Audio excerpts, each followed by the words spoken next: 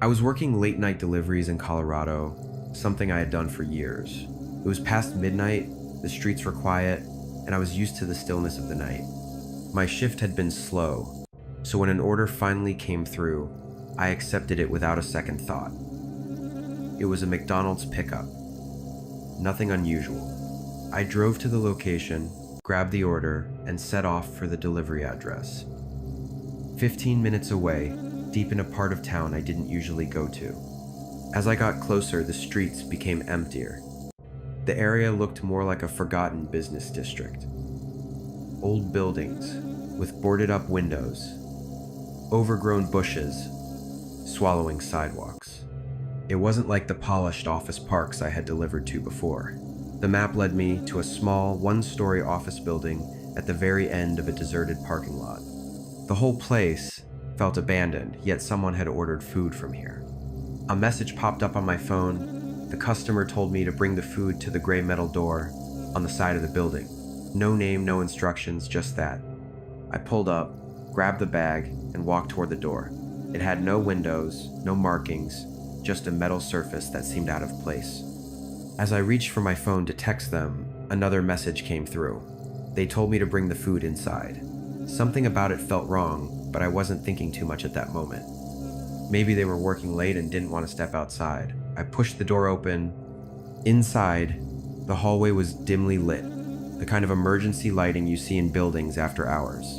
No front desk, no signs of anyone, just a long, narrow corridor stretching into darkness. I hesitated, expecting someone to step forward, but the place was silent. I pulled out my phone to message them again, but before I could type, I heard a click behind me. I turned. The door was shut. I pulled the handle, locked. My stomach dropped. I put the food down and tried again. No movement. My breathing got heavier. My only way out now was to go deeper into the building, hoping for another exit. As I started forward, the silence was broken by the distant sound of a door opening, then closing. Someone was here. I moved quickly, following the hallway to the end, where another door stood slightly open. Inside was another corridor, lined with darkened office rooms. I stepped in, trying to stay quiet. Then footsteps. Fast, rushed, coming from the direction I had just come from. I didn't think. I slipped into one of the rooms, pressing myself against the wall, barely breathing. The footsteps stopped right outside. A moment of silence. Then, the door handle rattled. Whoever it was, they were checking the rooms. I backed up, searching for anything to defend myself with. The room was empty except for an old desk, a few chairs. My heart pounded. Then, another sound. A second set of footsteps, coming from deeper inside the building. I had no time. I bolted. The moment I stepped into the hallway, I heard both sets of footsteps move toward me. I sprinted past the other rooms, looking for any way out. At the end of the hall, a faint red glow caught my eye. An exit sign. I ran. Behind me, the footsteps picked up speed. I hit the door full force. It didn't budge. I grabbed the handle, twisted locked. I turned, ready to fight. The footsteps stopped. Just a few feet away, in the darkness of the hall, a figure stood still, watching. For a second, neither of us moved. Then I heard something else. A whisper. Not from them. From behind me, I turned my head slightly. A cold breath brushed against my ear. I didn't wait to find out more. I slammed my shoulder into the door again. It gave way this time, and I stumbled out into the cold night air. I ran to my car, yanked the door open, and sped out of there, tires screeching against the pavement. I called the cops. They arrived 20 minutes later. By then, there was no one there. No signs of forced entry, no security cameras, nothing. But the officer did tell me one thing. The building had been abandoned for 5 years. I didn't sleep that night. Even after I got home, locked my doors, and double-checked every window, I couldn't shake the feeling that something had followed me. I kept replaying what had happened in my head, trying to make sense of it. The locked door, the footsteps, the whisper. By morning, I convinced myself that exhaustion had made me imagine things. Maybe it was just some squatters in the building, messing with me. But that didn't explain everything. It didn't explain why the cops found nothing. It didn't explain why the delivery order had disappeared from my... I checked the address again. The map still showed the building, but there were no businesses listed, no signs of anyone working there. I had to know more. That night, I drove back. The parking lot was empty. The metal door was still there. I walked up to it, half expecting it to open on its own. It didn't. I tried the handle, locked. I stepped back, scanning the area. The building had no other visible entrances, no windows I could look through, just walls and silence. As I turned to leave, my phone buzzed. A message from an unknown number. Do not come back. I froze. The timing was impossible. I looked around, but there was no one, just an empty lot and the sound of wind moving through dead leaves. Another message. This is your last warning. I ran back to my car and drove off. At home, I blocked the number, but I couldn't shake the feeling that someone was watching. Every shadow in my apartment felt wrong. Every noise made me jump. Then, at exactly 3:17 a.m., another message came. We told you to leave it alone. Attached was a photo. It was my car, parked outside my building. I didn't sleep after that. The apartment felt smaller now. Every corner seemed to hold something just out of sight. I turned off my phone, but the image stayed in my head. My car, the empty street. Someone had been there, watching. By morning, I decided to leave town for a few days. I packed a bag, booked a motel in a city 2 hours away, and tried to convince myself that distance would make a difference. The drive was quiet, too quiet. No cars behind me, no messages, no signs that anyone was following. I started to think maybe it was over. The motel was cheap but clean. A single bed, a small television, and a desk by the window. I locked the door, checked the curtains, and tried to relax. Around midnight, I woke up to a knock. Soft, rhythmic. I stayed still, heart pounding. The knock came again. I checked the peephole. Nothing. Then my phone lit up on the nightstand. Come outside. I turned it off. Seconds later, another knock, louder this time. I grabbed the motel phone and called the front desk. The voice on the other end was slow, almost detached. There's no one outside your room. I hung up. The knocking stopped. For the next hour, I sat awake, staring at the door. Nothing happened. At 3:17 a.m., my phone buzzed again. A new photo.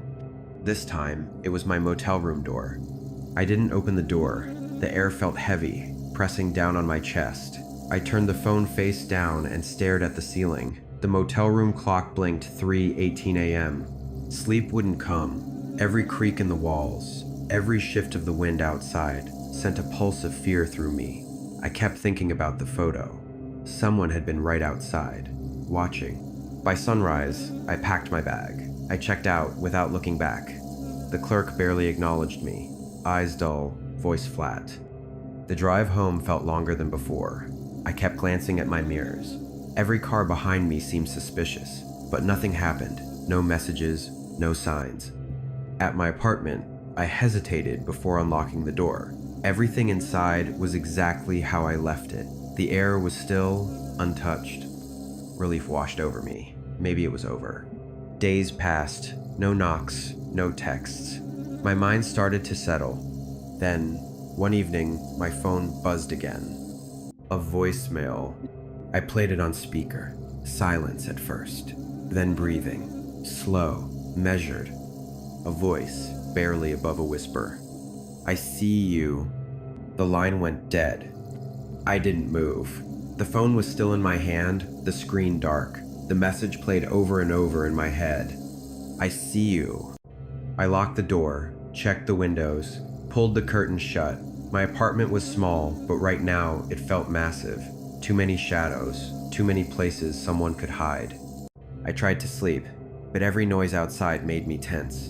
By dawn, exhaustion won. Morning brought a false sense of normalcy. Sunlight streamed through the blinds. The city outside buzzed with life. I almost convinced myself the voicemail was a prank. Then I saw the note. It was on the kitchen counter, a single sheet of paper, no envelope, no signature. 4 words: leave while you can. My hands trembled as I held it. I hadn't left the apartment since last night. The door had been locked, the windows shut. Someone had been inside. The note stayed in my hands longer than it should have. My brain refused to process it. Leave while you can. My fingers traced the edges of the paper. It felt old, rough. The ink was uneven, smudged in places. Whoever wrote this had been in a hurry. I checked the locks again. Still secure. The windows too. I stood there, gripping the note, waiting for something to happen. Nothing did. I needed answers. I grabbed my phone and called Claire. She picked up on the second ring. "Hey, are you okay?" Her voice was tight, like she already knew something was wrong. I hesitated, then told her everything. The voicemail, the note, the feeling that something was watching me. Silence. Then, "We need to talk, in person." We agreed to meet at a diner 2 blocks away. Outside, the air felt thick, heavy, like something was pressing down on me.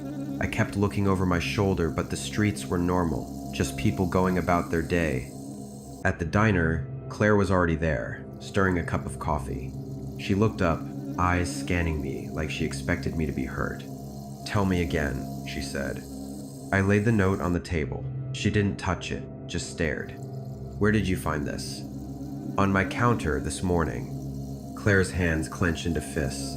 She let out a slow breath. "You need to leave that apartment, now." "Why?" She hesitated. "Because I think I've seen this before." Claire's words hung in the air. I leaned forward, trying to read her expression. "You've seen this before?" She nodded, eyes flicking to the note. "Years ago. Same handwriting, same warning." "Where?" She hesitated. "At my aunt's house, before she disappeared." A chill ran through me. Claire never talked about her family. "What happened?" She took a sip of coffee, staring at the table. "She lived alone. One day, she told me she felt like something was wrong, that the house didn't feel like hers anymore. Then she found the note. A week later, she was gone. No signs of forced entry, no struggle, just gone." My stomach tightened. "And you think?" "I don't think. I know. This means you're in danger." I exhaled, trying to stay calm. "So what do I do?" "Leave. Tonight. Stay at my place. We'll figure this out." It sounded reasonable, logical, but something inside me resisted. "What if I don't?" Claire's grip tightened around her cup. "Then I don't know what's going to happen to you." I checked my phone. No new messages. The voicemail from the unknown number still sat there, waiting. "Do you still have it?" Claire asked. I nodded. "Play it again." I put my phone on the table, hit play, and we listened. Static, a faint whisper. Then the voice. "Get out." Claire's face went pale. I swallowed. "It sounds different this time." She nodded. "It does." Because this time, it said my name. I turned off the voicemail and placed my phone down. The room felt colder. Claire didn't say anything. She just stared at me, waiting for a reaction. "What do you think it means?" I finally asked. She shook her head. "I don't know. But my aunt got a message like this before she vanished." I stood up, pacing. "So what do we do?" Claire exhaled. "We go back to your house. You pack a bag. Then you stay with me." It made sense, but something about leaving felt wrong, like I was running from something I couldn't escape. Still, I nodded. "Okay." The drive was silent. I kept glancing at my rearview mirror, expecting headlights to appear, but the road behind us stayed dark. When we pulled into my driveway, the house looked normal. No broken windows, no strange figures lurking in the shadows. But the front door was unlocked. I stopped. "Did you?" Claire shook her head. "You locked it when we left." I reached for the handle, hesitating. The air felt thick, heavy. I pushed the door open. The lights flickered as we stepped inside. Claire stayed close, scanning the room. Everything was exactly how I left it, except for one thing. A note on the floor. I picked it up. The handwriting was the same. You shouldn't have come back. The note crumpled in my hand. Claire took a step back, her breath unsteady.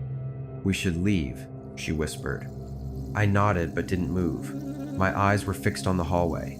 The door to my bedroom was slightly open. I knew I had closed it before we left. Claire tugged my sleeve. Come on. I forced myself to turn, but then a soft creak. The bedroom door swung open wider. A figure stood in the darkness. Not a shadow, not a trick of the light. Someone was there. Claire grabbed my arm. Run. We bolted. I barely registered the floor beneath me, the walls flashing past. The front door loomed ahead. Then it slammed shut. Claire yanked at the handle. It didn't budge. I turned, heart hammering. The figure had stepped into the light. It wasn't human. Its face was stretched, features distorted like a smudged painting.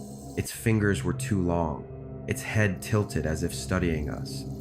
The air was wrong, thick, suffocating. The walls seemed to pulse. The thing took a step forward. I grabbed Claire, pulling her toward the stairs. We ran. The thing didn't follow. It just watched. In my room, I locked the door. Claire grabbed her phone, but there was no signal, no escape. Then the whispering started. Not in my ears, in my head. I couldn't make out the words, but I understood. It had always been here. It wasn't leaving. And neither were we.